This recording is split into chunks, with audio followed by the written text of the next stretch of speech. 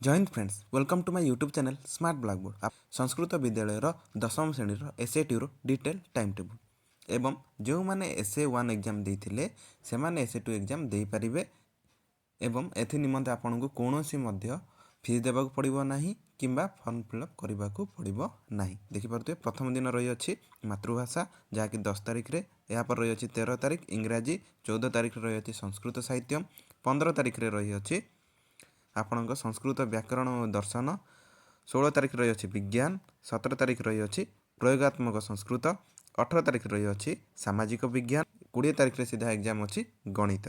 एवं paper 1 paper 2 और paper 3 रही अच्छी जो देखुए पेपर 1 पेपर 2 और पेपर 3 रही अच्छी से पेपर गुड़िकर एग्जाम आप 30 मार्क सब्जेक्टिव और 50 मार्क ऑब्जेक्टिव पड़ो।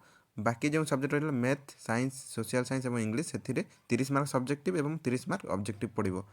धन्यवाद।